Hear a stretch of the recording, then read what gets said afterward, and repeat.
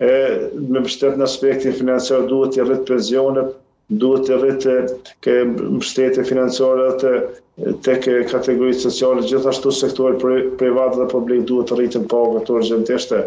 Ashtu siç rritën çmimet, duhet të rritën edhe pagat realisht. Jo pagat disa vite dhe ku të rritën shumë pak edhe kjo thjesht vështirëson jetën më shumë qytetarët dhe ekonominë familjare, ndikon direkt te jeta e çdo qytetarit të Kosovës. Po, dhe a duhet të subvencionohen, zotëri Bellaqa, më shumë energjia dhe uji, apo dhe kjo sjell pasoja të tjera ekonomike? Po, aso ka inflacion, duhet të subvencionohet edhe rryma edhe uji, duhet të iket TV-shja. Po.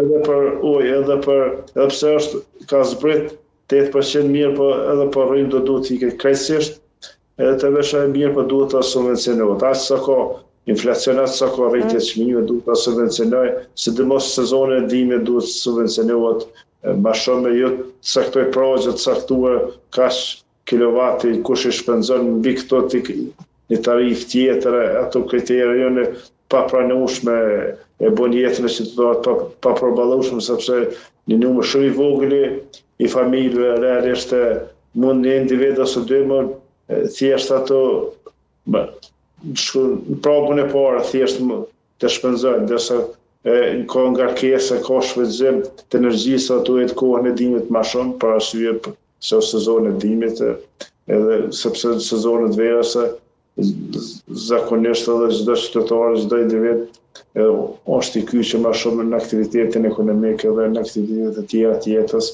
që nuk ka kohë të rrinë edhe në shtëpi.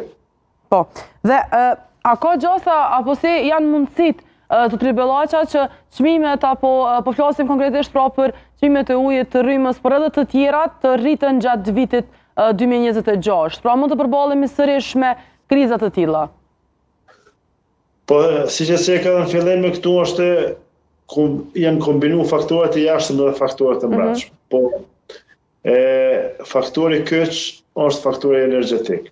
Për rritjen e çmimeve të produkte elementare jo elastike, domethënë çmimeve jetësore, gjitha ku thjesht ndikon edhe në rritjen e çmimeve të ujit. Realisht, në këtë